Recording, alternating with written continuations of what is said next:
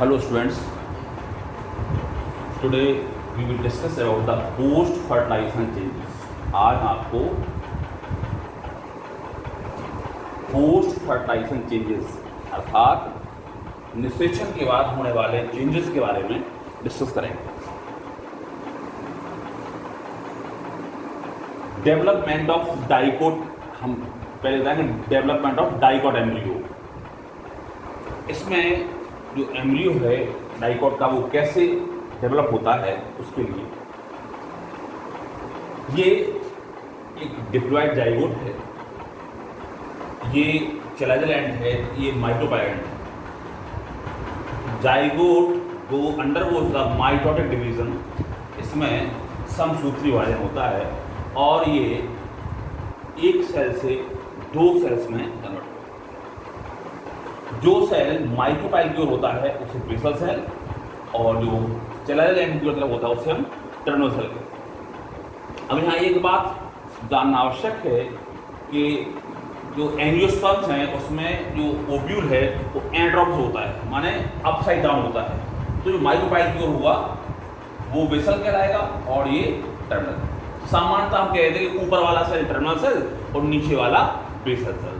ये कहना एकदम सही से नहीं होगा, क्योंकि अगर इसको हम ऑर्थोट्रोपस ऑफ ओवल्यूम की तरफ देखेंगे तो उसमें ये माइक्रोपाइल ऊपर पहुंच जाता है, तो ऊपर वाला सेल बेसल सेल हो जाएगा और नीचे वाला टर्मिनल सेल। तो हम इस तरह से न कह के ये कहें कि जो माइक्रोपाइल की ओर होता है वो बेसल सेल और जो चैलेंजर एंड की होता है वो टर्मिनल सेल, बजाय इसके ऊपर वाला सेल टर्मिनल सेल और नीचे वाला बेसल सेल।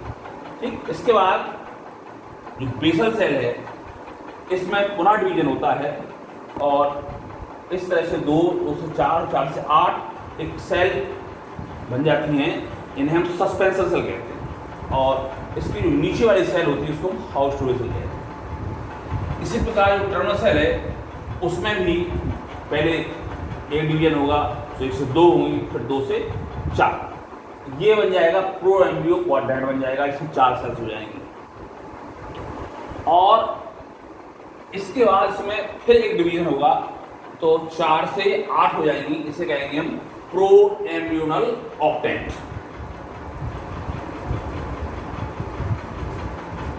अब इसकी जो वो सेल जो इस प्रो एम्ब्रियोनल ऑक्टेंट के उसमें थी संपर्क में, वो डिवाइड होती है और डिवाइड होकर के हाइपोफाइज बनाती है। अब इसके बाद जो प्रो एम्ब्रियोनल ऑक्टेंट था इसमें एक पेरिक्लाइनल डिवीजन होता है, जिसके परिणाम स्वरूप ये सेल्स के 2 चक्र बन जाते हैं, एक बाहर वाला और एक भीतर वाला। जो बाहर वाला चक्र है वो डर्मेटोलिन्स बनाता है, जो बाद में एपिडर्मिस में कन्वर्ट हो जाता है। और जो अंदर वाले सेल्स हैं वो नीचे के जो 4 हैं वो बनाते हैं रूट कॉर्टेक्स और ऊपर के जो 4 हैं वो बनाते हैं प्लूमूल और कॉर्टिडेंस। और जो नीचे जो हाइपोफाइज के सेल थे ये पुनः डिवाइड होते हैं और 4 से 8 सेल बन जाएंगे। तो नीचे वाले 4 बनाएंगे रूट कैप और रूट टिप, और जो ऊपर वाले 4 जो उसके संपर्क में हैं वो बनाएंगे रूट कॉर्टेक्स। अब जो सस्पेंसर है इसका काम क्या है इसको समझने के लिए हम इस तरह आते हैं। यहाँ जो सेल था जो ये वाला टर्मिनल सेल और बेसल सेल, तो यहाँ जो बेसल सेल है वो सस्पेंसर क्या करता है, इसको एंडोस्पर्म में पुश करने का काम करता है। ये जो सस्पेंसर है ये इसको एम्ब्रियो को एंडोस्पर्म में अंदर की ओर पुश करने का करता है।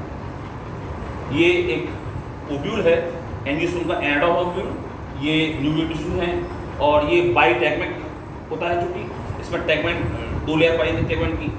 तो ये इसका काम सस्पेंसर काम रूप से होता है कि to push the embryo deep into the endosperm. Endosperm में एम्ब्रियो को अंदर तक ये पुश करने में मदद करता है। और अब ये एक बार अगर फिर देख लें कि जो जाइगोट है डिप्लॉयड वो माइटोट डिवीजन के बाद दो सेल से कन्वर्ट हो जाता है। जो सेल चैलेंजर एंड की होती है वो टर्मिनल सेल, और जो माइक्रोपाइल की होती है उसे हम बेसल कहते हैं। बेसल सेल में डिवीजन होता है और 2, 4, 6, 8 इस तरह से एक लंबी चेन बन जाती है जिसे हम सस्पेंसर कहते हैं। और इसकी सबसे नीचे वाली जो सेल होती है वो कहलाती है हॉस्टोइडल सेल।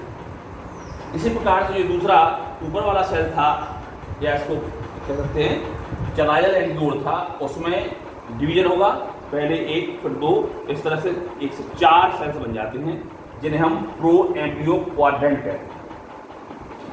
आगे चल करके जो 4 सेल्स थी वो 8 में बन जाती हैं, इसे कहते हैं प्रो एम्ब्रियो ऑक्टेंट।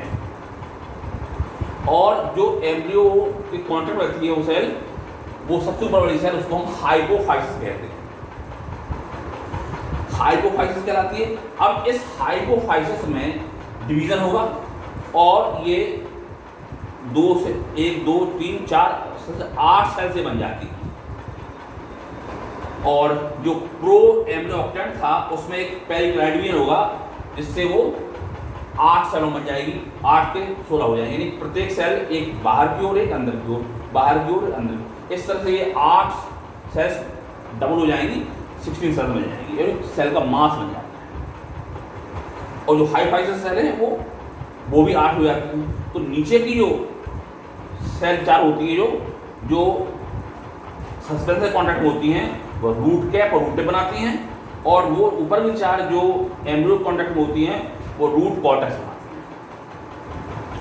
अब ये जो अंदर वाली 4 हैं वो नीचे की 4 जो सेल है वो हाइपोटोन बनाती हैं, और अंदर की जो 4 है वो प्लूमोल और कॉर्डिनल, और बाहर वाली जो लेयर है वो बनाती है डर्माटोजेंस और एपिडर्मिस। और जो सस्पेंसर है वो कम करता है कि एम्ब्रियो को डीप पुश करने का काम करता है। तो ये मैंने आपको post fertilization in dicot embryo बताए। इसके बाद नेक्स्ट वीडियो में हम डेवलपमेंट ऑफ मोनोकॉट एम्ब्रियो बारे में बताएंगे। थैंक्स।